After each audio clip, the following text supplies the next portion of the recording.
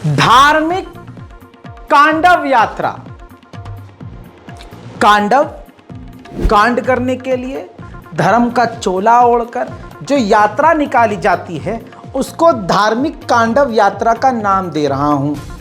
याद रखिएगा, भगवान श्री राम का नाम जितना इन उग्रवादियों ने खराब किया है, किसी ने न खराब किया होगा, जितना नाम हिंदुत्व का इन कांडव करने वाले लोगों ने खराब किया है उतना नाम किसी ने खराब ना किया होगा। सोचिए, पूरी दुनिया में इतने धर्म हैं, क्या कभी धर्म के नाम पर कोई खड़ा होकर ये कहेगा कि हाँ, हमारे फलाना देवता खुश होंगे अगर हम उसको कत्ल करेंगे? ना। जहाँ आप हिंदू समुदाय की या हिंदुत्व की कोई ग्रंथ या कोई किताब या कोई कथा सुने और पढ़ेंगे तो आपको पता चलेगा कि जैसे तमाम मजहब में देवी देवताओं को, या हमारे इस्लाम में आइए जो पैगंबर थे, जो 1,24,000 अंबिया थे, जैसे उनके लहजे में और उनके दिल में नरमी बताई गई वैसे ही उनकी किताबों में भी है। लेकिन ये बिल्कुल इसके खिलाफ और बिल्कुल उसके विपरीत काम कर रहे हैं। ऐसा काम कर रहे हैं कि जैसे इनके देवी देवता को ये सब पसंद है कि मुसलमानों की गर्दन काटो, मुसलमानों के ऊपर बुलडोज़र चला दो, मुसलमानों का कत्लेआम कर दो, मुसलमान महिलाओं प्रेग्नेंट जो हैं उनका जो है पेट चीर के बच्चा निकाल दो, इससे देवी देवता खुश होंगे। तो इससे कौन बदनाम हो रहा है?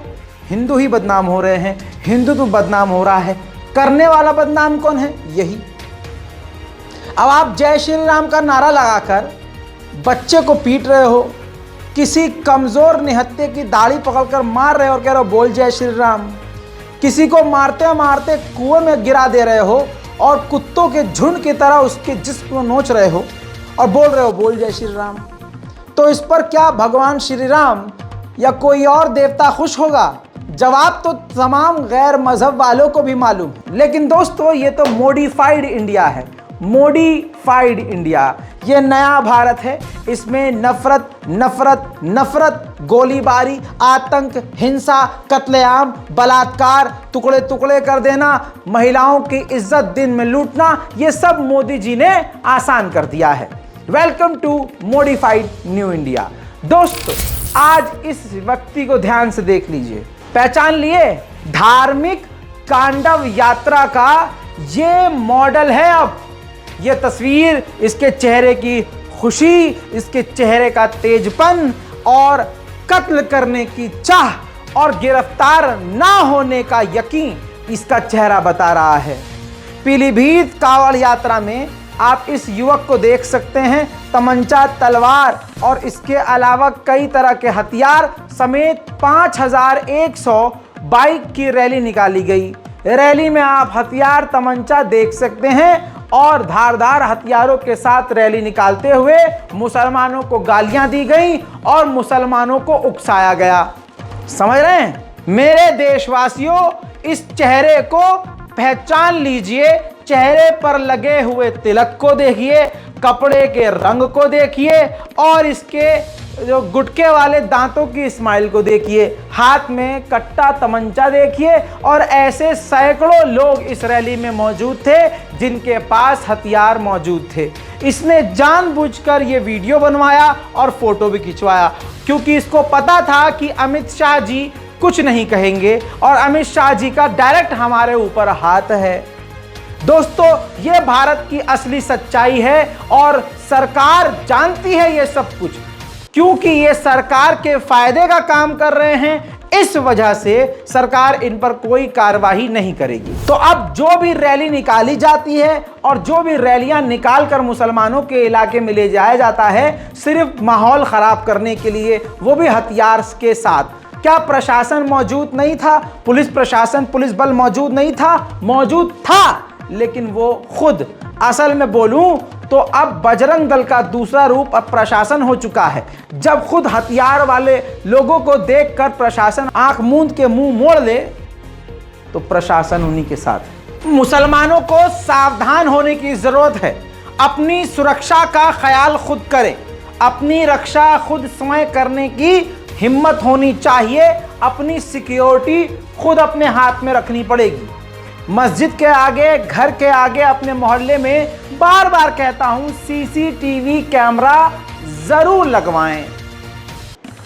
सबसे बड़ी बात, आपको यह करना होगा ताकि आपके इलाके में आकर कोई आतंकी संगठन, भगवादारी आतंकवादी आकर आपके घर को आग लगाकर वापस जाकर दंगे का इल्जाम आप पर ही लगाकर आपके घर को बुलडोजर से तोड़वाकर उल्टा आपके घर के बुजुर्गों को और लड़कों को जेल में ठुसवा दें। इससे बचने के लिए आपको सिर्फ 2-4 हज़ार रुपए खर्च करके सीसीटीवी कैमरा लगवाना है। इतना भी पैसा नहीं है तो अड़ोसी पड़ोसी 4-5 लोग मिल जाएं और एंट्रेंस पर और उस 4-5 घरों के चारों कोने में इस तरह से कैमरे लगवा दें ताकि चारों पांचों घर सेफ रहें। एक गली में, एक मोहल्ले में 8 से 10 कैमरे भी लगा दिए जाएं मेन एंट्रेंस और चौराहों पर, तो काफ़ी सारी चीज़ें अच्छी हो सकती हैं और सिक्योरिटी बढ़ सकती है। अब आपको बता दूं कि हिंदूवादी आतंकवादी संगठन बजरंग दल खुल्लम खुल्ला मुसलमानों के कत्ल की बात तो कर ही रहा है, लेकिन संविधान को गाली भी दे रहा है। ये सब बातें कोई और आपको दिखाएगा नहीं, जो दिखा रहा है उनको दबाया जा रहा है। वो भी डर आपको बताऊंगा आगे। सरकार कितना सहम चुकी है वो भी आपको दिखाऊंगा। मेरे दोस्तों, अब आप ये समझिए कि ये जो शख्स आपको स्क्रीन पर नजर आ रहा है, ये राष्ट्रीय बजरंग दल का लीडर है। और मजेदार बात यह है कि ये एक वकील है डिस्ट्रिक्ट सिविल कोर्ट में। नाम इसका अर्पित गुप्ता है। जी हां, ये जो अर्पित गुप्ता है ये खुले आम कोर्ट को धमकी दे रहा है। जी हां, कोर्ट को धमकी देता हुआ कहता है कि जल्द से जल्द ज्ञान व्यापी को मंदिर घोषित करो और फैसला हिंदुओं के हक में दो, हमारे पक्ष में दो, क्योंकि अब हमें सब्र नहीं हो रहा है। और अगर हमारे खिलाफ फैसला दिया गया तो बाबरी मस्जिद की तरह हम भी इस मस्जिद को तोड़ देंगे और बाबरी को दोहराएंगे। इन तरह की बातों के अलावा कई बातें इसने बोली है कि आपके दिमाग की नस में जो खून है वो गर्म हो जाए। लेकिन हमारा जो शासन और प्रशासन है वो पूरी तरह से मुर्दा है, या यूं कहूं कि इन्हीं का हिस्सा है। सोचिए, कोर्ट में काम करने वाला एडवोकेट, वकील, और वकील होकर संविधान पर थूक रहा है और संविधान के कार्यकर्ता यानी हमारे देश की न्यायपालिका ऐसी तमाम वीडियोस को और लोगों को इग्नोर कर रही है। दिमाग में रखिएगा कि यह वकील है। करके उन पर मस्जिद बनाई गई। हमने डंके की चोट पर लाखों हिंदुओं की कुर्बानी देकर भगवान राम की जन्मभूमि को वापस लिया है। आज काशी के अंदर हमारे भगवान ज्ञान पापी महादेव सैकड़ों वर्षों से उनके ऊपर इस भारत के अंदर विधर्मी लोग कुल्ला करते थे, हाथ खींचते थे, कहते थे ये हमारे बाप दादा की जागीर है, ज्ञान पापी मस्जिद है। अरे वो ज्ञान पापी मंदिर है, मस्जिद नहीं है। जय श्री राम। पूरे भारत के अंदर आज तो राष्ट्रीय हिंदू परिषद, राष्ट्रीय बजरंग दल अपने बैनर पर पूरे भारत के अंदर ब्लॉक स्तर पर, जिला स्तर पर ऐसी यात्राएं निकाल करके प्रशासन से मांग कर रहा है। वह ज्ञान पापी महादेव माता श्रृंगार ज्योति का गौरी का मंदिर हमारे बाप दादा का है। जिन्होंने सलवार खोल दी उनके बाप दादाओं का नहीं है। हर हर महादेव। इसी मांग को लेकर के जलालाबाद से ये यात्रा हम निकाल रहे हैं। केंद्र सरकार से मांग करते हैं, कोर्ट के अंदर ज्ञान पापी महादेव का विषय चल रहा है, जल्द से जल्द सर्वे करवाए, जल्द से जल्द सुनवाई करें, क्योंकि अब हमको इंतजार नहीं हो रहा है। जो कह रहे हैं वो मस्जिद है, तो जिस तरह से एक धक्का और दिया था और अयोध्या के अंदर उड़ा दिया था, अगर कोर्ट हमारी नहीं मानेगा तो काशी के अंदर भी अब वही होगा। हम लोकतांत्रिक है, हम संवैधानिक है, हम कानून की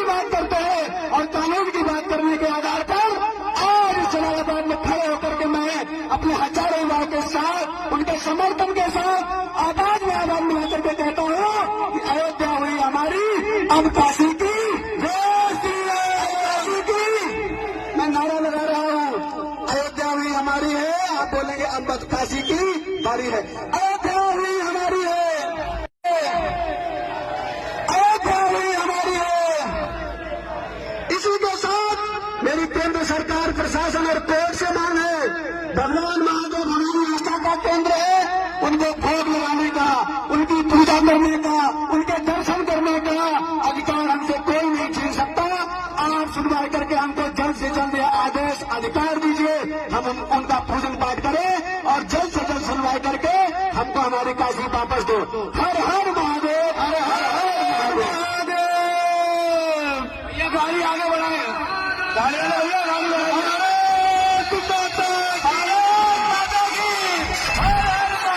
बताइए, ये वकील हैं, वकील हो या कोई और, चाहे शासन का हो प्रशासन का, अब खुलेआम मुसलमानों के खून को चूसने का काम हिंदू संगठन से जुड़े हुए और हिंदू समाज के लोग कर रहे हैं। एक ये वकील और एक ये वकील था जिसने मेवाती मुसलमानों के ऊपर AK-47 ऑटोमेटिक हथियारों से गोलीबारी की। ये भी अशोक बाबा नाम का वकील। तो आप समझ रहे हैं देश की हालत कितनी खराब कर दी गई है। हकीकत यह है कि रक्षक ही भक्षक हैं। अगर हरियाणा पुलिस ईमानदारी से अपना काम करती तो दंगा नहीं भड़कता।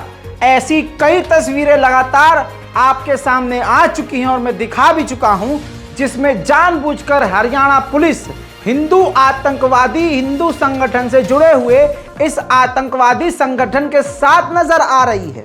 लीजिए एक और सबूत आपकी स्क्रीन पर, हरियाणा मेवात में दंगे होने से पहले का है। आप जरा तस्वीर को ध्यान से देखिए। AK-47 हाथ में लिए ये हिंदू संगठन का आतंकवादी फायर कर रहा है। इसके अलावा एक और व्यक्ति है जिसके पास एडवांस ऑटोमेटिक AK-47 है। उसका चेहरा भी क्लियर है, उसके हाथ में ऑटोमेटिक गन भी क्लियर है। लेकिन जब पुलिस वाला वहां से गुजर रहा है तो पुलिस वाले के हाथ में लाठी है। तो यानी गुंडों के हाथ में AK-47 और पुलिस वालों के हाथ में डंडा, और ये AK-47 से हमला कर रहे हैं। अब आप समझिए देश की हालत कितनी खतरनाक है। AK-47 हथियार, निशाने पर मुस्लिम और साथ में पुलिस भी मौजूद है। लेकिन आज मोनू मानेसर आज भी गिरफ्तार नहीं है। बिट्टू बजरंगी नेशनल टेलीविजन पर इंटरव्यू दे रहा है और खट्टर सरकार और खुद खट्टर और खुद मोदी, खुद माननीय गृह मंत्री ऐसे लोगों को बचाने में है। वरना सोच के देखिए, आपका दिमाग और दिल मान ही नहीं सकता कि अगर मोदी और माननीय अमित शाह चाहें तो सही में जिसने दंगा किया वो गिरफ्तार हो जाए, रातों रात गिरफ्तार हो जाए। लेकिन प्रशासन भी उन्हीं के साथ है और सरकार भी उन्हीं के साथ है। सबूत काफी है।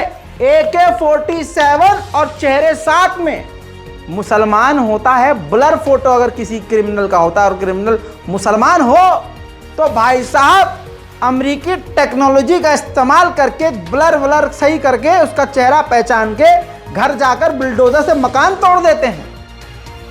यही होता है। लेकिन यहां चेहरा साफ, हथियार साफ, लेकिन अब्बा डब्बा चब्बा बनी हुई है प्रशासन। हरियाणा के नूह में हुई हिंसा पर गोदी मीडिया के न्यूज चैनल न्यूज 18 ने भी इस बात को दिखाया और माना कि नूह में हिंसा मोनू मानेसर और बिट्टू बजरंगी की वजह से हुआ। देखिए, हुई हिंसा के लिए दो लोगों को जिम्मेदार ठहराया गया, जिसमें मोनू मानेसर और दूसरा बिट्टू का नाम शामिल है। इन दोनों पर ही हिंसा भड़काने का आरोप है। ऐसे में पुलिस ने दोनों के खिलाफ FIR दर्ज की। पुलिस के मुताबिक बिट्टू के खिलाफ फरीदाबाद में FIR दर्ज की गई थी, जबकि मोनू मानेसर के खिलाफ गुरुग्राम में FIR दर्ज है। कुछ इक्का दुक्का लोग हैं जो अपने बचने के लिए ये सब बाउंड्री फैला रहे हैं। 31 जुलाई को नूह में हुई हिंसा के बाद जो दो नाम सबसे ज्यादा चर्चा में आए वो मोनू मानेसर और बिट्टू बजरंगी थे, क्योंकि जिस दिन नूह में हिंसा हुई थी उसी दिन बिट्टू बजरंगी का एक वीडियो सामने आया था। इसके अलावा उसी दिन निकाली गई यात्रा से ठीक पहले मोनू मानेसर का एक वीडियो सामने आया था, जिसमें वो उस यात्रा में शामिल होने की बात कहते नजर आए। हालांकि इन दोनों ने ही अपने ऊपर लगे आरोपों को गलत बताया। अब दोस्तों इंदौर में मस्जिद के ऊपर हिंदू आतंकवादियों ने पेट्रोल बम फेंका। आप समझ रहे हैं, बजरंग दल से जुड़े हुए आतंकवादियों ने, बेरोजगार। अब ये आतंकवादी बन कैसे रहे, पहले उस पर सवाल कर दूं मैं। आतंकवादी बेरोजगारी की वजह से बन रहे हैं। पहले मोदी जी ने इनको, तमाम युवाओं को बेरोजगार रख दिया, नौकरी नहीं दी।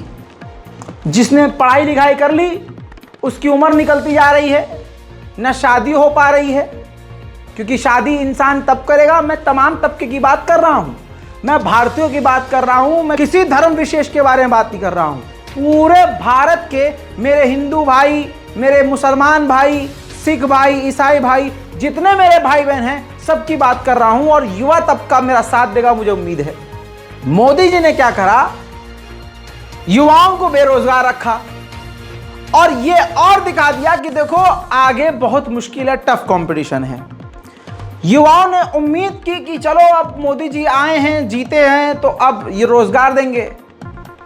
तो मोदी ने क्या करा, प्रधानमंत्री मोदी का पूरा प्लान ये था कि जब प्रधानमंत्री बन जाऊंगा तो जो मैंने कहा था कि 2 करोड़ रोजगार दूंगा, तो वो मैं ऐसे रोजगार दूंगा कि मैं चाय बेचने को रोजगार कह दूंगा, पकौड़ा बेचने को रोजगार कह दूंगा, धोबी का काम करने वाले को मैं रोजगार कह दूंगा, ई रिक्शा चलाने वाले को मैं बोल दूंगा ये रोजगार है, कूड़ा बीनने को मैं कह दूंगा रोजगार है। सुबह जो कूड़ा उठाने वाली गाड़ी आती है, वो कूड़ा उठाकर जो उसके अंदर डालते हैं कूड़े गाड़ी में, उसको भी रोजगार कह दूंगा। हर चीज को रोजगार कह दूंगा। आदमी अपना पेट पालने के लिए जो कुछ भी करेगा उसका नाम ले कह दूंगा ये भी रोजगार है, वो भी रोजगार है, ये भी रोजगार है। भाइयों बहनों, ये सब रोजगार है। जी हाँ, अपनी तरफ से कुछ नहीं देंगे।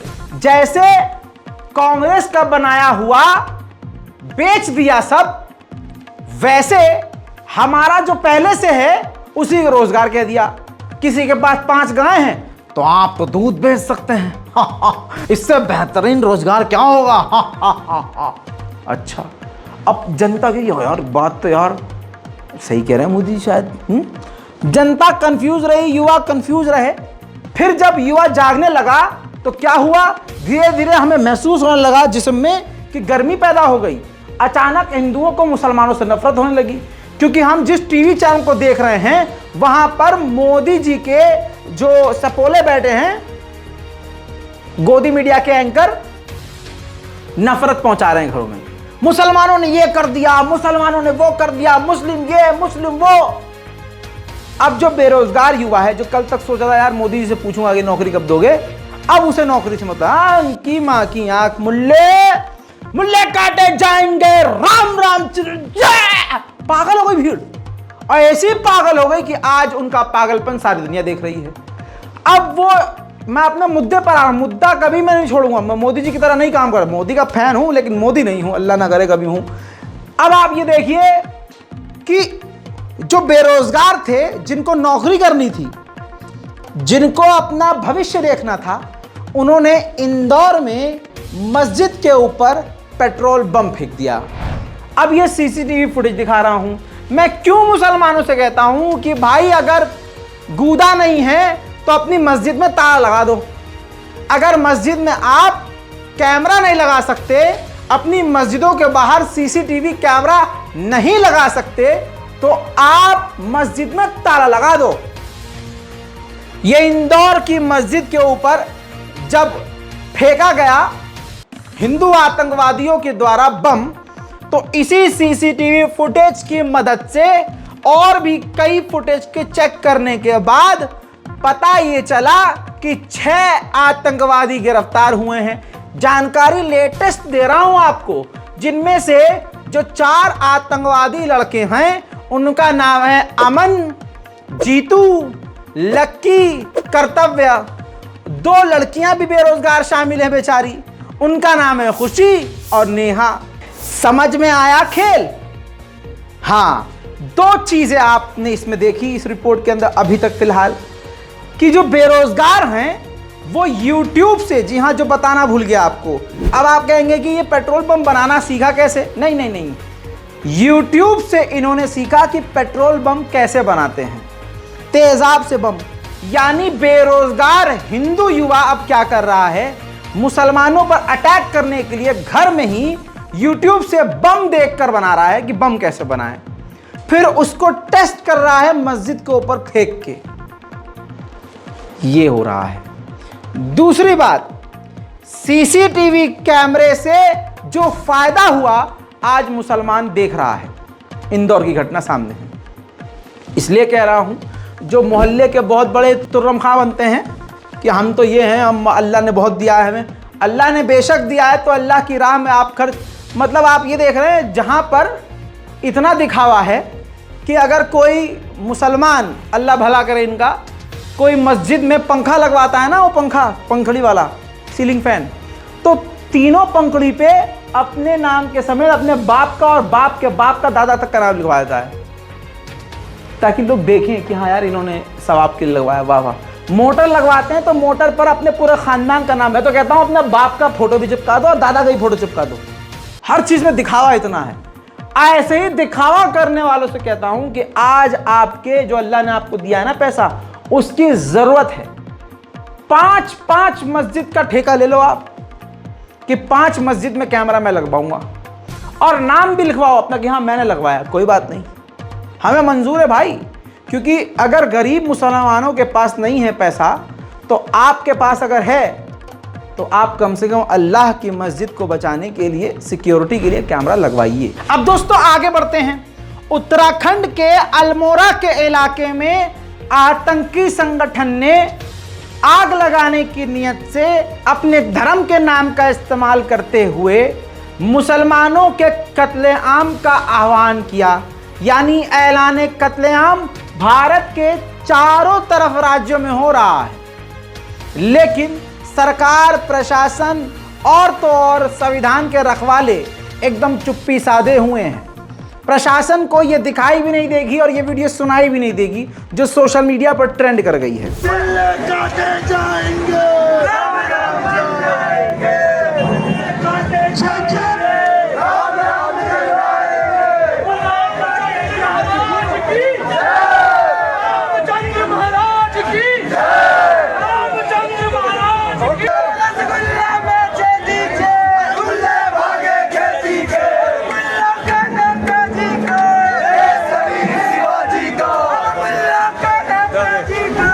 मेरे दोस्तों, इसके अलावा सोमेश्वर की पहाड़ियों में भी रैली निकाली गई और आतंकवादी संगठन ने विवादित नारे लगाए और कहा कि भारत में अगर रहना होगा तो कहना होगा। देखिए,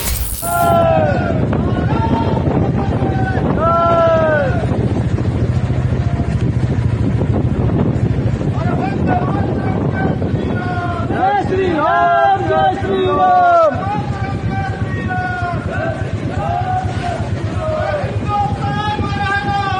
जय श्री राम कहना होगा, जय श्री राम कहना होगा।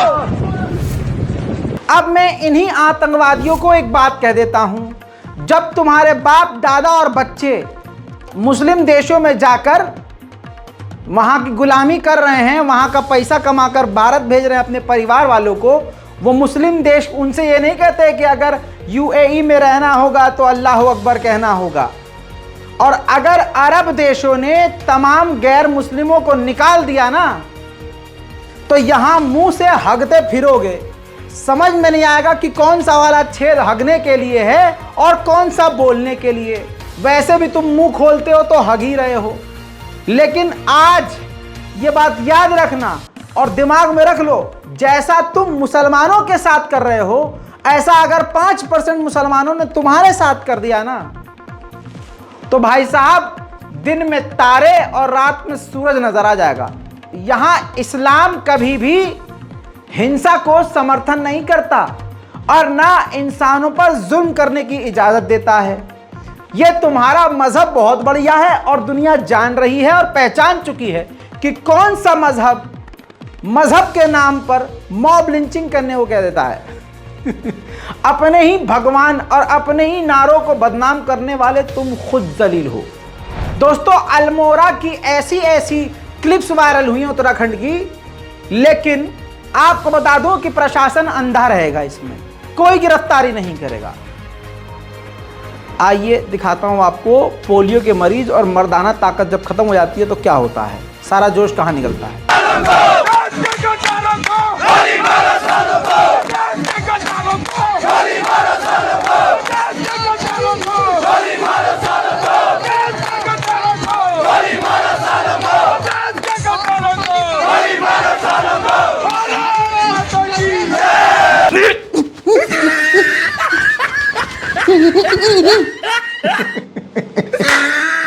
मर्दाना ताकत का इलाज आप कर सकते हैं, दीवारों पर हर जगह लिखा होता है किसी न किसी हकीम के पास, लेकिन दिक्कत ये इनकी होगी कि हकीम भी मुसलमान होते हैं बेचारे, इसलिए पगला गए हैं। बहरहाल देश का पूरा यही हाल है, बेरोजगार और जिनकी मर्दाना ताकत खराब हो गई है वो सारा जोश कहीं और निकाल रहे हैं। इनके बाप में और इनके बाप के बाप में और इनके बच्चों में इतनी औकात नहीं कि चीन के खिलाफ कुछ बोल सकें और जाकर पाकिस्तान या चाइना के बॉर्डर पर हथियार लेकर तैनात हो सकें, क्योंकि हथियार इनके पास तो हैं AK-47, लेकिन वो मुसलमानों पर हमला करने के लिए है, कमजोरों पर हमला करने के लिए। मेवात में जो दंगा हुआ, बजरंग दल के आतंकी संगठन ने पूरी प्लानिंग करके किया। हकीकत यह है कि पथराव करने वाले जो मुसलमान बताए जा रहे हैं वो मेवात के मुसलमान थे ही नहीं। आपको बता दूं कि वहां कहा गया कि हिंदुओं पर अटैक किया गया, तमाम गोदी मीडिया चीख चीख कर आपको ये दिखाता रहा, बेवकूफ़ बनाता रहा और आप बनते रहे, लेकिन वहां मेवात के हिंदुओं ने ये बात बताई है।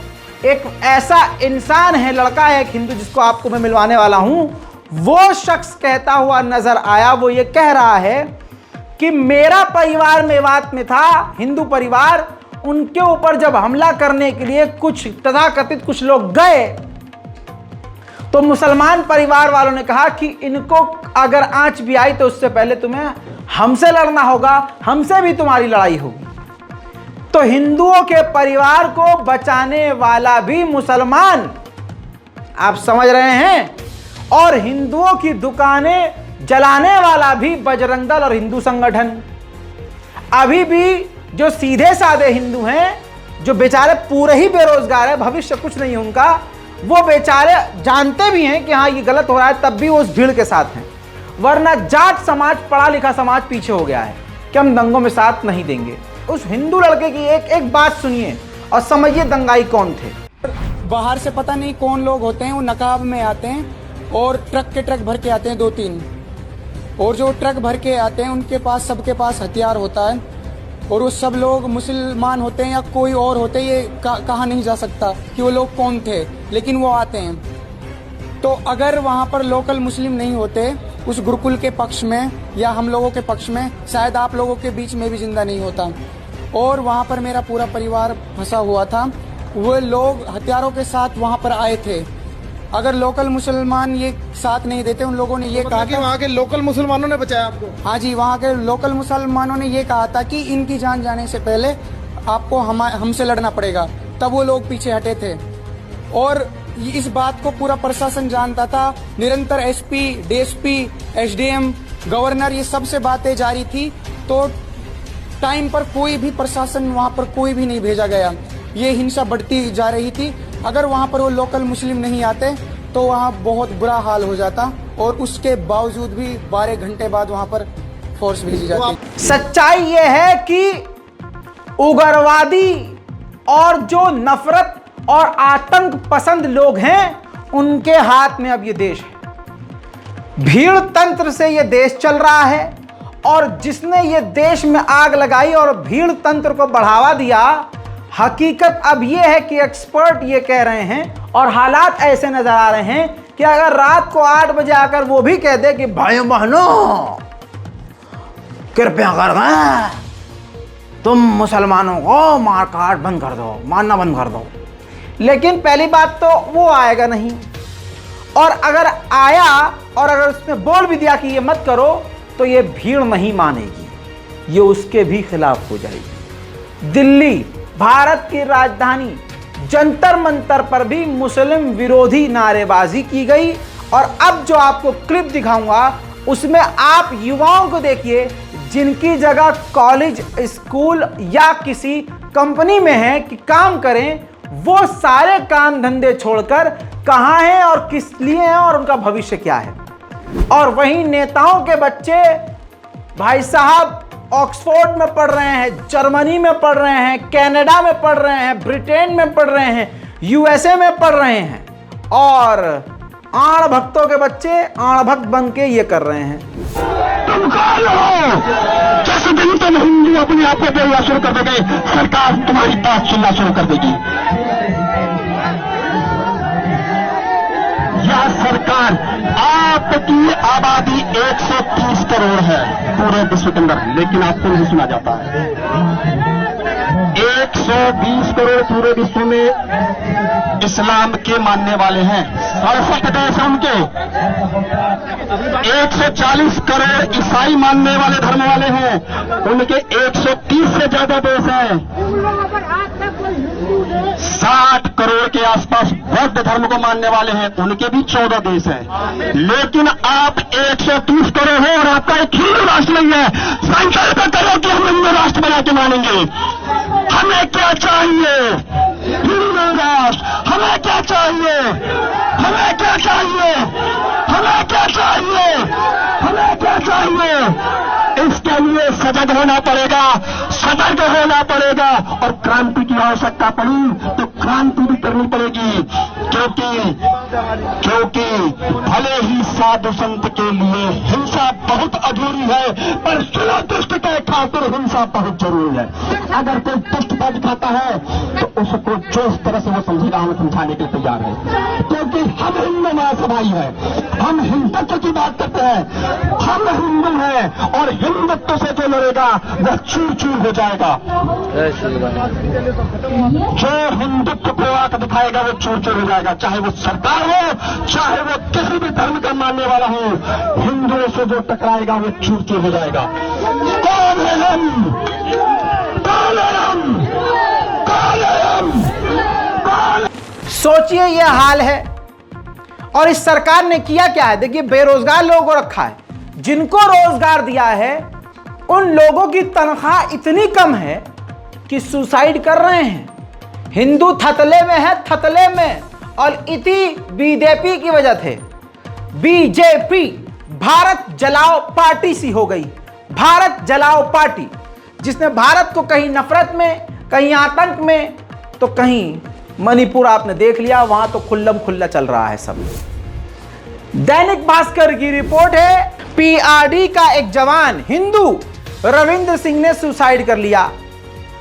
लेटर में उन्होंने लिखा कि 395 रुपए सैलरी से घर नहीं चल पा रहा, मुझे रोज 395 रुपए मिलते हैं, इसी में पूरा घर चलता है। घर में पत्नी, माँ और 2 बेटे हैं। मैं अपने बच्चों की फीस समय पर भर नहीं पा रहा हूं, इसलिए मैं मजबूर होकर आत्महत्या कर रहा हूं। न्यूनतम वेतन सैलरी निर्धारण है ना करने वाली सरकार ही कई विभागों में इतने कम सैलरी देती है कि आज युवा मौत को गले लगा रहा है। अगर इनका अकाउंट चेक किया जाए सोशल मीडिया, तो कहीं ना कहीं ये भी भाजपा के समर्थक रहे होंगे। हिंदू हैं और हिंदू भाजपा का समर्थक ना हो, ऐसा बहुत कम देखने को मिलता है। अब आप देखिए, एक जवान मारा गया। दैनिक भास्कर की पूरी वीडियो रिपोर्ट है और आसान जबान में आपको कम वक्त में मैंने सारे मामले बता दिए हैं। कड़ी से कड़ी जोड़ रहा हूं। बेरोजगार हिंदू सड़कों पर है, उनके हाथों में कट्टे हैं, और जो बेचारे रोजगार कर रहे हैं उनकी तनख्वाहें 395 रुपया। किसी के घर में अगर 2 किलो 3 किलो दूध आ जाए ना, तो भाई साहब 395 रुपए, भाई क्या बताएं। 395 तो 3 किलो दूध हो, ब्रेड हो, रोजमर्रा का सामान हो, उसमें 300 रुपए खर्च हो जाते। 300 रुपए की आज वैल्यू ही कुछ नहीं है। तो मोदी सरकार ने क्या किया है?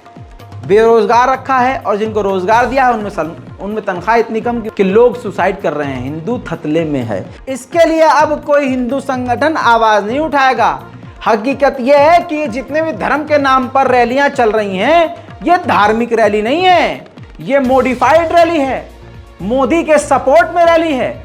ये वो हर काम करेंगे जिससे मोदी और मोदी जी की पार्टी और भारतीय जनता पार्टी को फायदा पहुंचे। और इसी तरह से एक तीसरा वर्ग है जो बेरोजगार है और उसको गुंडई पसंद है, अब नौकरी नहीं करना चाहता, गुंडई करना चाहता है, तो वो भर्ती हो जाते हैं गौ रक्षा दल में। फिर उनके पास हथियार होता है और वो अलग अलग जगह पर कसाईयों को पकड़कर उनसे हफ्ता वसूलते हैं, सड़कों पर घात लगाकर बैठते हैं। जब कोई भैंस का, बकरी का गोश्त लेकर, गाय का नहीं, यानी समझ लीजिए दूसरे जानवर का भी गोश्त लेकर जा रहा है, दूसरे जानवरों को भी लेकर जा रहा होता है, ये उसको रोकते हैं, डराते हैं और कहते हैं कि देख ये गाय नहीं है, बकरी है तेरे पास, लेकिन गाय का गोश्त तेरी गाड़ी में मिलेगा अभी 5 मिनट में। गाड़ी तो तभी आगे जाएगी जब तू 50,000 रुपये देगा। अब वहां पर कहा सुनी होती है, अगर 10-20 हज़ार रुपये दे दिए तो गाड़ी चली जाएगी इनकी, चाहे भले ही उनके अंदर फिर गाय माता ही क्यों ना हो, हैं? ये अपनी माँ का सौदा कर देते हैं 10-20 हज़ार में।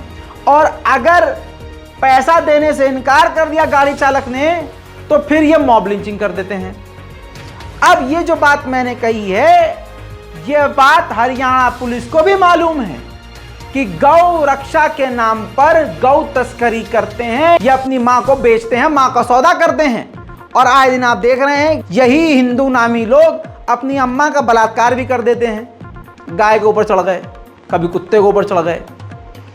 अब आपको बताऊं कि स्टिंग ऑपरेशन गोदी मीडिया के डिजिटल मीडिया प्लेटफॉर्म से आज तक ने किया, सोचिए, जिसमें खुलासा हुआ, इंस्पेक्टर कहता हुआ पाया गया पुलिस वाला कि हाँ गौ तस्करी के नाम पर ये सब करते हैं और रिश्वत लेकर छोड़ते हैं। सुनिए।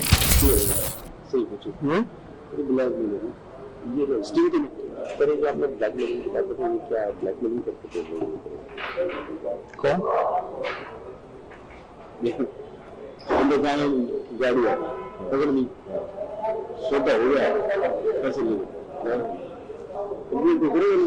जो गाय की गाड़ी लेकर आ रहा है तो पैसे कमा रहा है, 10-20-50 हज़ार की गाड़ी छूट गई तो चुपचाप निकलेगा, कंप्लेन करेगा। इनका पूरा धंधा यही था।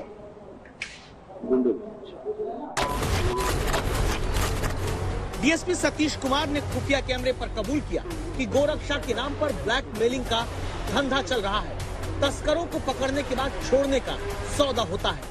तस्करों से 10,000 से 50,000 की वसूली होती है। गोरक्षक दल में काम करने वाले ज्यादातर अपराधी हैं। ठीक इसी तरह से दूसरी क्लिप में आप सुनेंगे कि एक गौरक्षक साफ साफ कहता है कि पुलिस की मिली भगत होती है, पुलिस के लिए तो हम एटीएम का काम करते हैं, गौ तस्करों को हम पकड़कर पुलिस को देते हैं, पुलिस उससे माल वसूलती है, पैसा वसूलती है और छोड़ देती है और बदनाम हम होते हैं। पुलिस वालों के सामने ही हम अवैध हथियारों का इस्तेमाल करते हैं, बल्कि पुलिस ही हमको बताती है कि कहां से गौ तस्कर जा रहे हैं और कहां से मुसलमान जानवरों को लेकर किस गाड़ी में, किस जगह से, कौन सी गाड़ी में जा रहे हैं। हम वहां जाते हैं, फिर ये सब काम कर। सुनिए जरा, सुनिए। तो पुलिस की है ना, पैसे कमाने के लिए पुलिस की एटीएम है। हम तस्करों को पकड़ के दे देते हैं पुलिस को, वो पैसे ले देकर छोड़ देती है। बदनाम कौन गोरक्षक? तो क्या पुलिस आप लोगों को बताती कि यहाँ पकड़ो, यहाँ पकड़ो, यहाँ पकड़ो? हाँ बिल्कुल बताती है।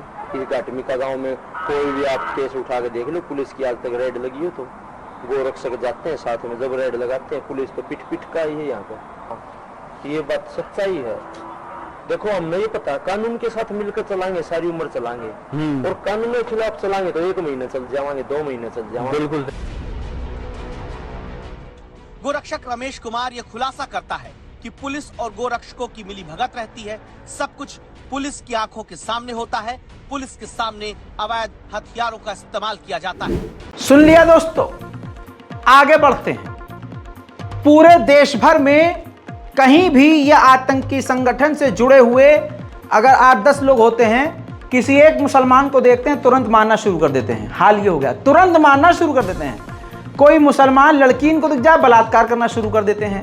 बेगैरती ये है और नंगई कमाल है उन धर्म को, उस धर्म को भी सलाम, और ऐसे धार्मिक लोगों को भी सलाम, ऐसे धर्म के मानने वालों को भी सलाम भाई साहब, कि उनकी महिलाएं कहती हैं कि हाँ मुल्ली है कर दे बलात्कार। ये हाल हो गया है भारत का। हरियाणा में एक बार फिर से ये रज़ाक, अब्दुल रज़ाक नाम के बुजुर्ग व्यक्ति हैं, मैं अलग से दिखा नहीं सकता हूं, माफ कीजिएगा, और मैं ब्लर कर रहा हूं।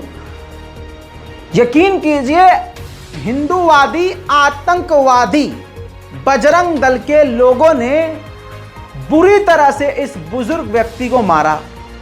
पहली बात, उनका दम यहां देखिए, औकात कुछ नहीं है उनकी, बेचारे मर्दाना ताकत से कमजोर, दम सारा कहीं और दिखा रहे हैं।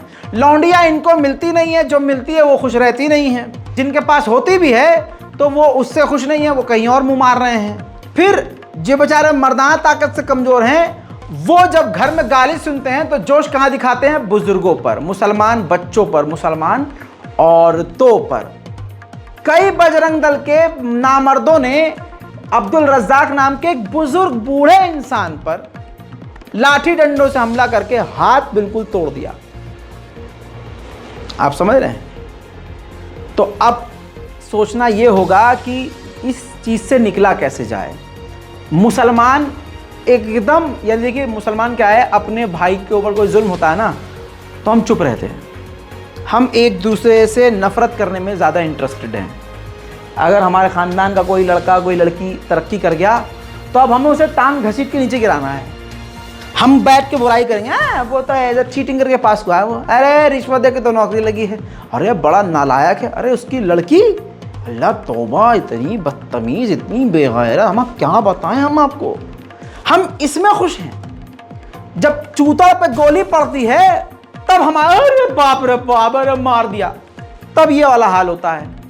जब तक हमारे घर के दरवाजे पर आग नहीं पहुंचती तब तक हमें होश नहीं आता हम मुसलमान हैं। दिल्ली में जब दंगा हुआ था वो रेड अलर्ट था, पूरे देश भर के मुसलमानों का अलर्ट हो जाना चाहिए था, नहीं हुए। हरियाणा जल रहा है, गुरुग्राम तक जहर पहुंच चुका है, नूह में आप देख चुके हैं, कानपुर हो, कहीं जहां जाइए आप देखिए हर जगह अब दंगे का एकदम डर रहता है, अल्लाह न करे कहीं कुछ हो जाए। ट्रेन के अंदर मुसलमान चल रहा होता है, मतलब पुलिसकर्मी आके गोली मार देता है। ये चल रहा है हमारे भारत में, और मुसलमान क्या कर रहा है? अपने भाई की ज़मीन हड़प रहा है, फलाने की बुराई कर रहा है। हाल ये हो गया है कि हम अपने मतलब सगे रिश्तेदारों की बुराइयां कर रहे हैं, खड़े हो गए। हमारी कौम का अगर कोई कामयाब हो गया है तो उसकी बुराई कर रहे हैं। हर तरह से हम खुशी नहीं है, हमारा ईमान कच्चा है लेकिन हमारी जो मस्जिद है वो पक्की है। होना ये चाहिए कि भाई हमारे सीने के अंदर जो दिल है उसके अंदर जो ईमान है वो पक्का होना चाहिए, हकीकत बोल रहा हूँ। इसीलिए जब कश्मीर के मुसलमानों पर जुल्म हुआ पूरा भारत चुप रहा, पूरे भारत के मुसलमान, अरे कश्मीर कहाँ और दिल्ली कहाँ, अरे कश्मीर कहाँ बम्बई कहाँ, हम यहाँ बम्बई में रह रहे हैं वो कश्मीर, अरे भाई ये तो कश्मीर के मुसलमान कुछ गलत कर रहे होंगे तभी तो। नूह के मुसलमानों ने कुछ गलत करा था? दिल्ली के मुसलमानों ने कुछ गलत करा था? नहीं। इल्ज़ाम लगाया जाता है कि इन्होंने गलत किया, मुसलमानों ने पथराव किया, इमेज बना दी गई कि पत्थरबाज पत्थरबाज। गोदी मीडिया दिखाता है आपको बार बार पत्थरबाज पत्थरबाज, ह्यूमन साइकोलॉजी है, दिमाग में बैठ जाता है कि हाँ पत्थरबाज मुसलमान। वो एजेंडा चलाकर अब आतंकी संगठन ऐसा है कि ये देखिए हाथ में तमंचा लेके फोटो खिंचवा रहे हैं हिंदू संगठन के लोग, उनको पता है गिरफ्तार नहीं होंगे। अब यहां पर आकर मुसलमान को सोचना होगा, ईसाई भाइयों को सोचना होगा, दलित भाइयों को सोचना होगा कि ऐसे खतरनाक माहौल में हमें एक दूसरे की ताकत बनना है। मुसलमान को अपने लिए खुद सोचना होगा, अपनी सिक्योरिटी देखे, कैमरा लगवाए, मस्जिद के आगे कैमरा लगवाए, समझदारी से काम ले, कोई भी गलत कदम ना उठाए। अगर आपके ऊपर जानलेवा हमला हो रहा है तो आपके पास इजाज़त है कि आप अपनी जान बचाने के लिए कदम उठा सकते हैं, लेकिन आप कोई भी गलत कदम मत उठाइएगा, क्योंकि सामने वाले इतने नंगई पर हैं कि तुम गलत नहीं हो तब भी ये तुम्हें गलत साबित करके तुम्हारे घरों में आग लगा रहे हैं, फिर जले हुए घर को गिरा भी रहे हैं, फिर तुम्हें ही गिरफ्तार करके जेल में भी डाल रहे हैं। ऐसे में सबसे पहला काम ये करना है कि हमें एक होना है, एक हो जाओ बस। इस भारत को टूटने से तभी बचा सकते हैं हम जब हम एक होंगे। हम जुल्म नहीं करेंगे, हम जुल्म सह तो रहे हैं, 2014 से अब तक सह रहे हैं और इतिहास गवाह है कि 1400 सालों से झेल रहे हैं। तो आज अगर ये जुल्म हम पर कर रहे हैं तो ये हमारा इम्तिहान है। नूह में, हरियाणा में मुसलमानों के 700 साढ़े 700 मकानों को तोड़ा गया। लेकिन क्या उन मुसलमानों के ईमान को तोड़ सके ये लोग? नहीं। उन मुसलमानों के, गरीब मुसलमानों के व्यापार को उजाड़ दिया गया, लेकिन क्या उस मुसलमान के टूटे हुए दिल से उसका ईमान उजाड़ सके वो लोग? अल्लाह अकबर। मैं क्या कह रहा हूं समझो। मुसलमान तो मजबूत है, मजबूत रहेगा। हमसे सब कुछ छीन लो, सब जला दो, हमें जलाकर राख कर दो, हम मुसलमान थे, मुसलमान हैं, हम इसी ईमान पर मरेंगे। अल्हम्दुलिल्लाह। प्रशासन अगर चाहे तो यह तनाव खत्म हो सकता है, लेकिन प्रशासन के ऊपर जब सरकार का दबाव हो, राज्य सरकार का, कि ये होने दो, तो यह सब कुछ होता है। गाजियाबाद तक आतंकवादियों ने आग लगा दी है नफरत की। ये देखिए, पोस्टर लगाया गया, इस पोस्टर में बताया गया कि सामान भाई से खरीदे, भाईजान से नहीं। अब ये जिस भी भांड ने लगाया उसके पिछवाड़े में दम नहीं कि निवेदक में अपना नाम लिख सके, इसने तमाम समस्त हिंदू लिख दिया, जबकि सारे हिंदू बुरे नहीं है। सारे हिंदू इस रैली में और ऐसे आतंकवादी संगठनों में शामिल नहीं है। यही तो बात है। अब ये बात समझ लीजिए क्यों।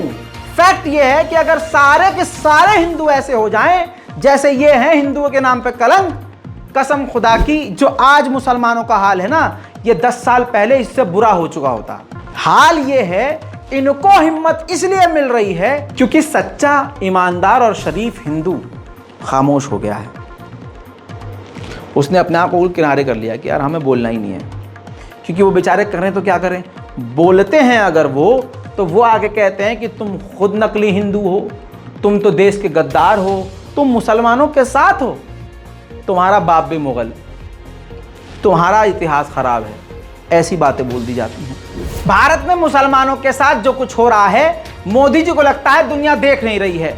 हकीकत यह है कि सांस रुकी हुई है, फेक स्माइल करी जा रही है, दिल में धुक धुक सा हो रहा है।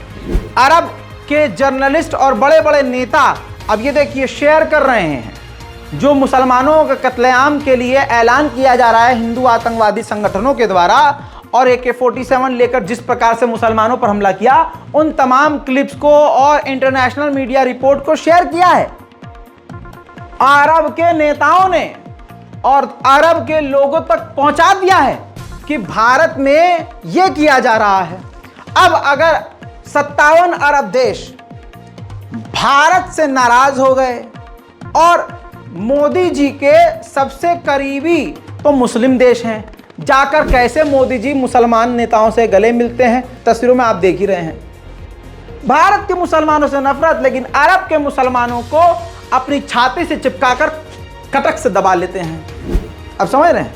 अब वही 57 देश जब ये दोगलापन देखें और भारत सरकार से अपनी डील तोड़ना शुरू कर दें, आप समझ रहे हो, और कुछ ना करके अगर सिर्फ भारत के वहां जो हिंदू अरब देश में रहते हैं उनको निकालना शुरू कर दें, समझ में नहीं आएगा कि भाई साहब अब करें तो करें क्या। लेकिन अभी क्या है, अभी मुसलमान सब्र कर रहा है। ये मामलात अल्लाह पर छोड़ दिए गए हैं। बस कहना यही और समझाना यही है कि अपना ख्याल रखें और अपने आसपास के लोगों का ख्याल रखें। अगर किसी गली में 1-2 हिंदू हैं और पूरा मोहल्ला मुसलमान, तो याद रखना उस हिंदू घर की जिम्मेदारी हम मुसलमानों की है।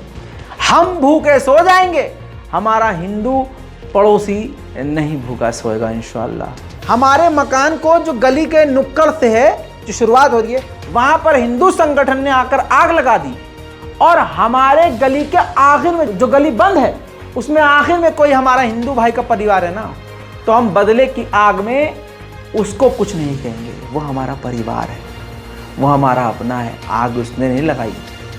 भले ही उसके राजनीतिक और धार्मिक मतभेद हैं हमसे, लेकिन हमारा ईमान, हमारा इस्लाम सिखाता है औरतों पर, बच्चों पर, बुजुर्गों पर हमला नहीं करना, किसी के घर को आग नहीं लगानी, जो लड़ना नहीं चाहता उससे हमें नहीं लड़ना, और हमें दंगे फसाद और जंग की शुरुआत नहीं करनी। हमारी जिम्मेदारी है कि हमारे मोहल्ले में शांति बनी रहे। बस आपको देखना यह है, सबसे पहली और आखिरी बात यही कह रहा हूं, बार बार कह रहा हूं, आज वीडियो में जोर दे रहा हूं कि मुसलमान एक हो जाए, एक हो जाए। मैं ये नहीं कह रहा हूं किसी नेता की बातों में आओ, नहीं, आप बस अपने अपने परिवार और अपने अड़ोस पड़ोस की जिम्मेदारी उठाओ कि भाई कोई भी सेंसिटिव चीज़ होगी तुरंत पुलिस को बताएंगे, अपने लिए सबूत इकट्ठे करेंगे कि भाई इसमें हमारा रोल नहीं है, ये इल्ज़ाम है। दिमाग से काम लेना है, दिल से नहीं। जो उद्धव ठाकरे ने कहा है वो मुंह पे तमाचा है। उद्धव ठाकरे ने मोदी जी से कहा है कि हिम्मत है अगर तो मणिपुर की उन महिलाओं से राखी बंधवाइए जिन्हें नंगा घुमाया गया और बिल्किस बानो से बंधवाइए। उद्धव ठाकरे ने कहा है क्योंकि मोदी का प्रोपेगेंडा एक नया है, मुसलमानों को जलील किया जा रहा है, मारा जा रहा है, कत्ल किया जा रहा है, मॉब लिंचिंग की जा रही है। अब पूरी दुनिया के पास मोदी सरकार के घिनौने चेहरे की सारी विजुअल्स पहुंच चुकी हैं। तो अब मोदी जी का प्लान यह है, मास्टर स्ट्रोक, कि अपने नेताओं से कह दिया कि मुसलमान औरतों से राखी बंधवाएं। और आप देखिएगा, इस वीडियो को सेव कर लो, रक्षाबंधन वाले दिन सबसे ज्यादा बीजेपी के आईटी अकाउंट से, आईटी सेल के अकाउंट से मुसलमान महिलाओं के साथ राखी बंधवाते हुए बीजेपी का हर एक नेता वीडियो शेयर करेगा, फोटो शेयर करेगा। ये लिख लो, पहले ही बता रहा हूं, याद रखो, यही होगा।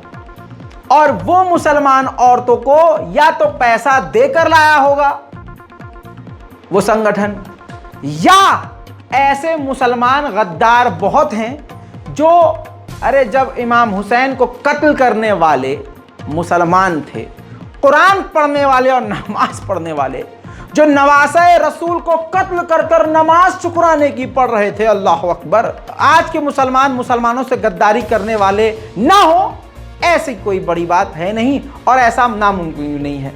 तो बहुत सारे भाजपाई समर्थक मुसलमान भी हैं जो इस देश में मुसलमानों के लिए आस्तीन का सांप का काम कर रहे हैं। अरब देश का गोदी मीडिया झूठ दिखा रहा है, मुसलमानों पर हो रहे जुल्म को छुपा रहा है, लेकिन अरब का सबसे बड़ा मीडिया अल जजीरा सब कुछ साफ साफ दिखा और बता रहा है। और बल्कि उसने एक एक चीज दिखाई है कि किस तरह से मुसलमानों को निशाना बनाकर उनके मकान को तोड़ दिया गया है।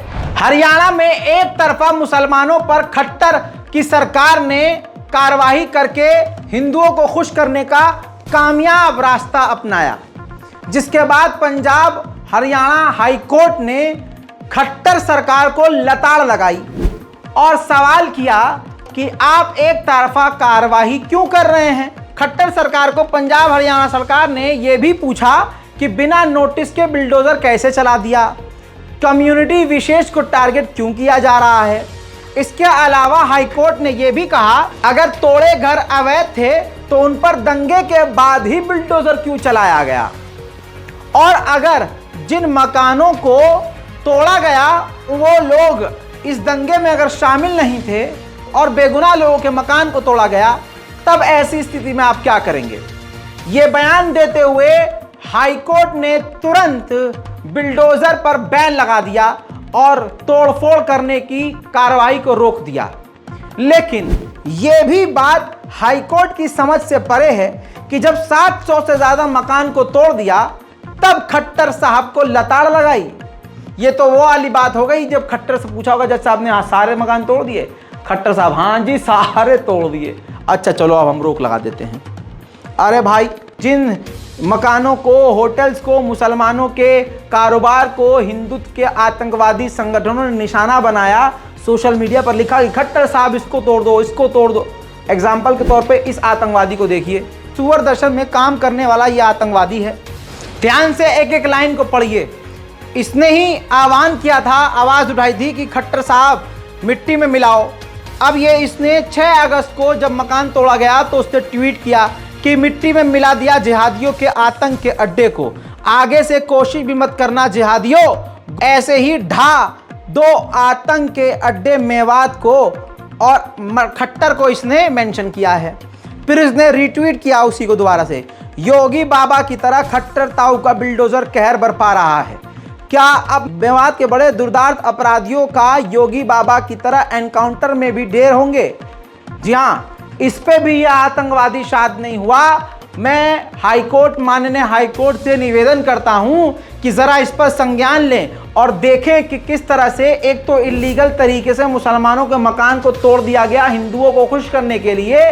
अब ये तथाकथित पत्रकार जो पत्रकारिता के नाम पर सिर्फ देश में नफरत उन्माद फैला रहे हैं, एक दूसरे को लड़ाकर अपनी नफरत की रोटियां सेक रहे हैं, आप खुद देखिए कि ये इसमें भी शांत नहीं है। ये मांग कर रहा है कि सीधा मुसलमानों को गोली मार दी जाए।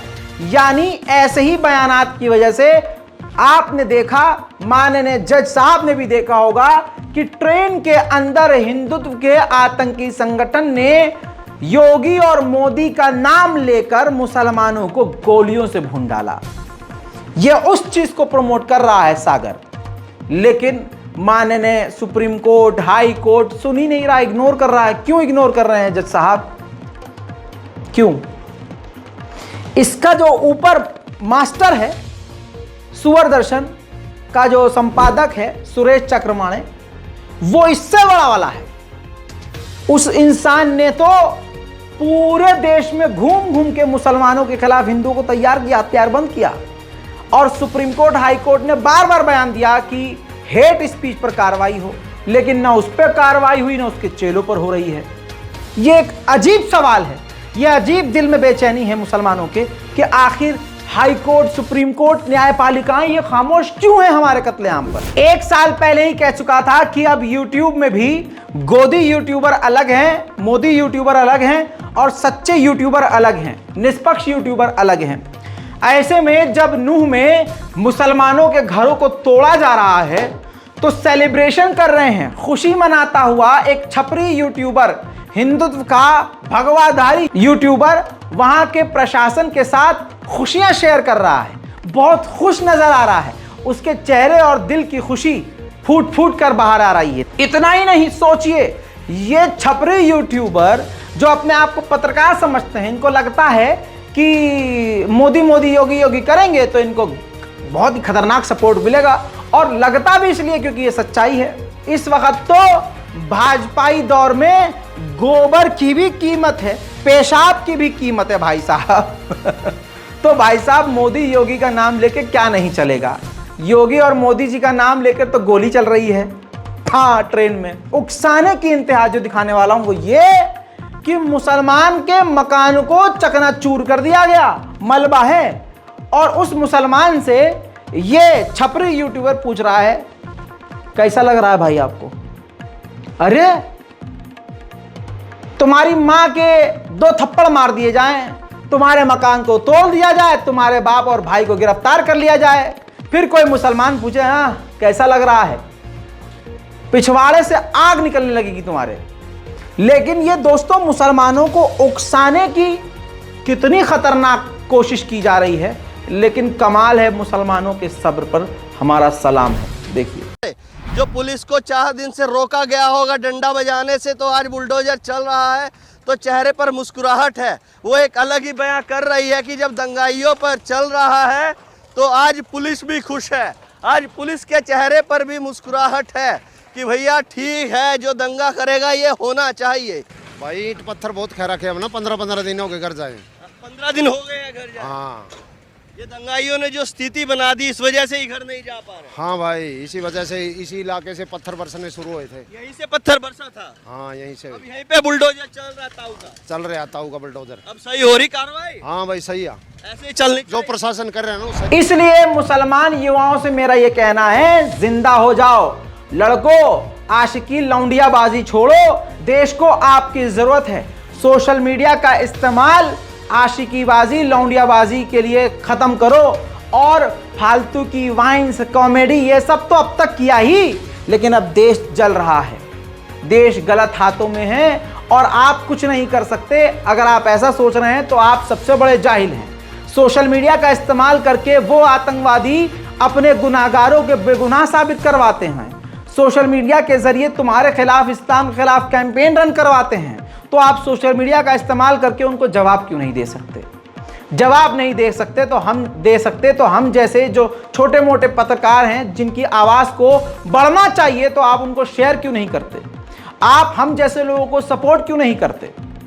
दोस्तों, अभिसार शर्मा को कौन नहीं जानता। न्यूज़ क्लिक के संपादक एक वक्त गोदी मीडिया से परेशान होकर उस संगठन से दूर हो गए थे। दोस्तों, अब इल्ज़ाम ये है कि न्यूयॉर्क टाइम्स ने छपा कि ये जो न्यूज़ क्लिक वाले हैं इनको 45 करोड़ रुपए चाइना के संगठन ने दिए।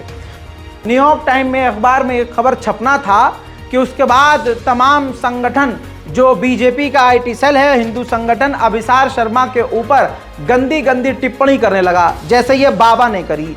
ये वो बाबा है जो अभी 2-3 साल पहले तक महिला के नाम का अकाउंट चलाता था। दोस्तों, ये लिखते हैं कि अमेरिका के न्यूयॉर्क टाइम्स की रिपोर्ट के अनुसार अभिसार शर्मा का न्यूज़ क्लिक चीन के पैसे से चलता है। चीन मोदी विरोधी एजेंडों के लिए 45 करोड़ रुपए दिए हैं इनको, खबरिया दलाल को। इसके खबरों को कांग्रेसी नेता जमकर शेयर करते हैं। दोस्तों, पहली बात यहां पर इनके मुंह पर मैं ये तमाचा जड़ना चाहूंगा कि आज अगर ये न्यूयॉर्क टाइम्स की रिपोर्ट को मान रहे हैं सच्ची, तो फिर दूसरी रिपोर्ट को भी मानेंगे। अभी इनका दोगलापन, अभी मैं इनके बंद अलग कर देता हूं। दोनों जो बंद है ना, अभी चीर के अलग करता हूं। तसल्ली रखिए, अभी रुक जाइए। इन्होंने अभिसार शर्मा के खिलाफ न्यूयॉर्क टाइम्स में जो छपा उसको मान लिया। मानिए, बहुत अच्छी बात। अगर आप ये रिपोर्ट मान रहे हैं तो फिर अमेरिका की उन तमाम रिपोर्ट को भी मानेंगे जो और दूसरी रिपोर्ट आएगी। तो जेनोसाइड वॉच की रिपोर्ट और 2023 की इस रिपोर्ट को आप क्यों नहीं मान रहे, जिसमें ह्यूमन राइट के अलावा जेनोसाइड वॉच ने भी और यूएनएचआरसी ने भी कहा है। इन रिपोर्ट को क्यों नहीं मान रहे? यूएनएचआरसी के अलावा ये जेनोसाइड वॉच की रिपोर्ट है जिसमें साफ साफ लिखा है कि मोदी सरकार मुसलमानों पर जुल्म कर रही है, अल्पसंख्यकों पर जुल्म कर रही है। क्यों तुम्हारे में दम नहीं है? मानो। अब दोगलापन, फंस गए तुम। अब दोगलापन समझ में नहीं आएगा तुम्हारा। तुम दोगला अपने आप को मानो या तो फिर अमेरिका की किसी रिपोर्ट को मत मानो, और मान रहे हो तो अपने हिसाब से मत मानो। ये वही दोगले हैं दोस्तों जो अमेरिका की रिपोर्ट को झुठलाते हैं जब अमेरिका इनका पोल खोलता है, लेकिन जब किसी पत्रकार के बारे में लिखते हैं कि 23 करोड़ या 40 करोड़ रुपया चाइना से अभिसार शर्मा को मिला है तो तुरंत मान लेते हैं। तो ऐसे तो ये भी छोड़ दीजिए, कुछ दिन पहले अमेरिका के द्वारा सवाल खड़ा किया गया मणिपुर पर कि मणिपुर में ऐसा क्यों हो रहा है, सरकार फेल क्यों हो रही है। यह भी कहा गया कि भारत के मुसलमानों पर, अल्पसंख्यकों पर जुल्म हो रहा है। तो मोदी सरकार ने हमेशा क्या कहा? यह भारत को बदनाम करने वाली साजिश है, अमेरिका हमारे खिलाफ बयान दे रहा है, यह भारत को बदनाम करने की विदेश नीति है। ऐसा नहीं है भाइयों बहनों।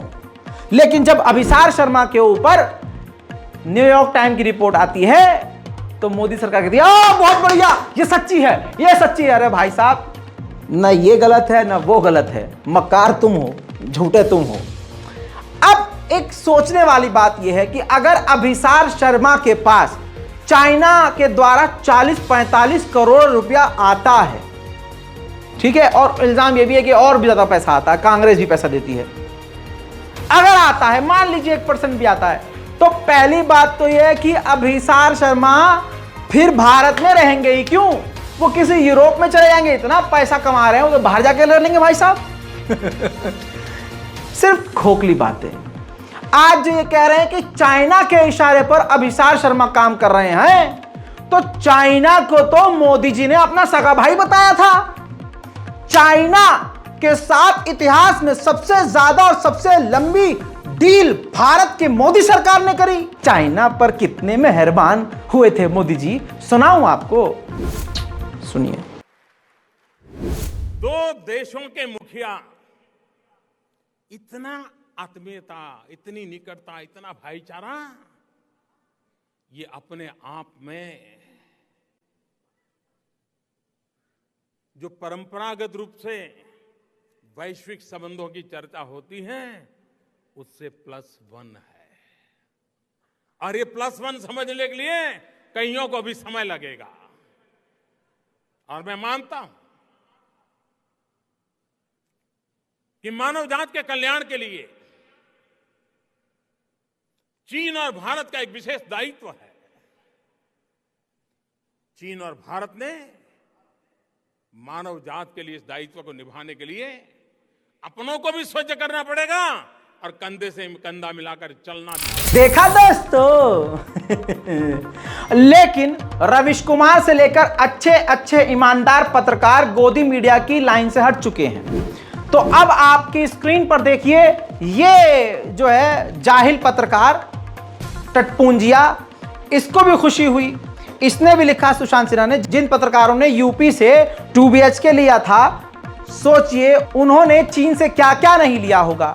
इसने तमाम जो सच्चे पत्रकार हैं उनको निशाना बना दिया।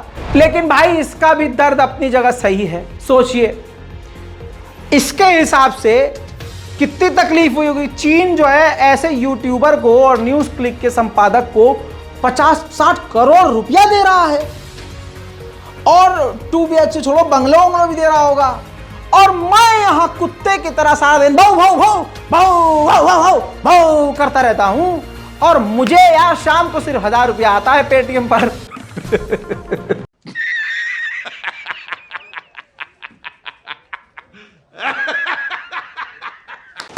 तो भाई तकलीफ तो होगी।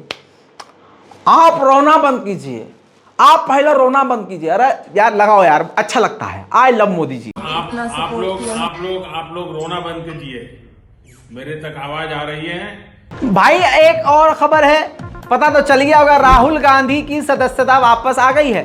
राहुल गांधी एकदम जो है हीरो की तरह वापस एंट्री मार दिए हैं संसद में। अब बस मुझे ये बताओ, अब बंगले में सामान वापस कौन रखेगा, तड़ीपार या चौकीदार?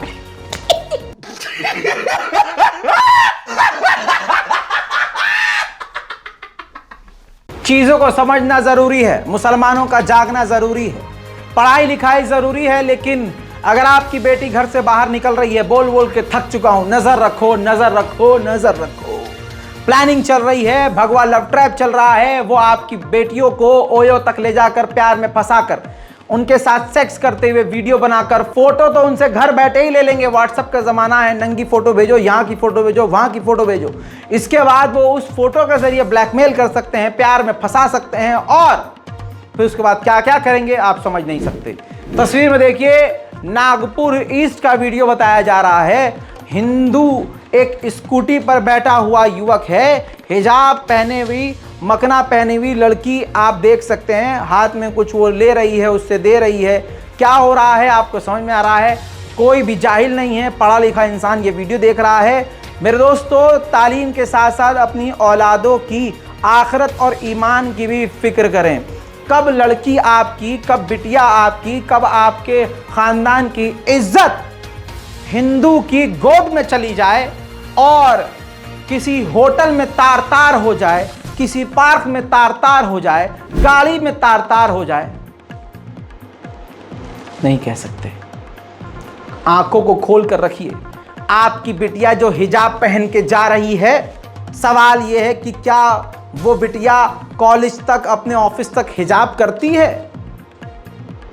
ये एक अलग कॉन्सेप्ट है, ये अलग एक मुद्दा है कि जो लड़कियां बड़ा लेमिनेशन करके और अपने आप को दिखाती हैं मोहल्ले में कि मैं तो बहुत बड़ी अल्लाह वाली हूं, क्या वो जब नौकरी करने पहुंचती हैं या कॉलेज पहुंचती हैं वो हिजाब में रहती हैं? भाई साहब, ऐसी लड़कियां ज़्यादा हैं हिजाब वाली, जो मेट्रो पर पहुंचती हैं या अपने ऑफिस के आसपास पहुंचती हैं तो ऐसे गरीबान पकड़ के झटके से सारे बटन खोलती हैं तो अंदर से जो है शॉर्ट्स में मिलती हैं, और शॉर्ट्स में भी बहुत शॉर्ट। अंग्रेज फेल, गैर मुस्लिम फेल। आपकी बिटिया कहीं नौकरी करती है तो क्या आपको पता है कि आपकी मुसलमान बेटी अच्छी जगह काम करती है? आजकल बेरोजगारी का दौर है, आपकी बेटी कहीं क्लब में तो काम नहीं कर रही, क्योंकि ऐसी जगह, काले कारनामे और घटिया जगह पर नौकरी लड़कियों को आराम से दी जा रही है। कोई खूबसूरत लड़की हो, अच्छी लड़की हो, नौकरी उसको तुरंत, क्योंकि मॉल में स्टैंडिंग के लिए अब नौकरी वोकरी अब खत्म सी हो गई है। लेकिन क्लब में, बार में लड़कियां बुलाई जाती हैं कि जाओ, वहां रोज के 1000 रुपये, 1500 रुपये मिलते हैं उनको, और उसके लिए उनको क्या क्या करना पड़ता है।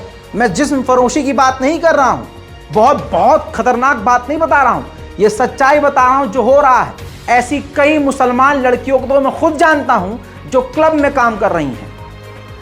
जिनके बाप को लगता है कि हमारी बिटिया नौकरी पर गई है, लेकिन असल में वो शाम को 5 बजे नौकरी का बताकर, शाम को 3 बजे दोपहर में नौकरी का बताकर निकलती है और रात को 12-1 बजे घर में आ रही है, 11 बजे घर में आ रही है। बाप को लगता है हाय मेरी बेटी कितनी खुददार है, कमा रही है। उनको नहीं पता आपकी घर से बेटी जो हिजाब करके गई थी वो क्लब गई थी, वहां जब उसने हिजाब उतारा तो आधी नंगी थी। क्लब के अंदर गैर मर्दों के साथ वो खड़ी हुई थी। क्लब के लड़के कमर में हाथ डाल रहे थे, कभी कोई किसी ने, अब क्लब में यार अब क्या देखेगा कोई, किस नजर से देखेगा। इसके अलावा कई गलत गलत जगह भी लड़कियां काम कर सकती हैं। आपकी लड़की अगर कॉलेज जा रही है तो आपकी जिम्मेदारी है कि आप पता करें कि कॉलेज बंक तो नहीं किया, स्कूल बंक तो नहीं किया। बर्थडे पार्टी के नाम पर जो आपकी बिटिया आपका भरोसा जीत कर गई है, कहीं वो गलत जगह किसी फ्लैट में किसी दोस्त के घर तो नहीं है। देखिए मैं साफ बात कहता हूं, खुल के कहता हूं, इसलिए बुरा हूं। मैं बुरा ही सही, लेकिन कौम के लिए, अपने देश के लिए, अपने मजहब के लिए बोलना मुझे मेरा संविधान इजाज़त देता है। सोचिएगा ज़रूर। जय हिंद।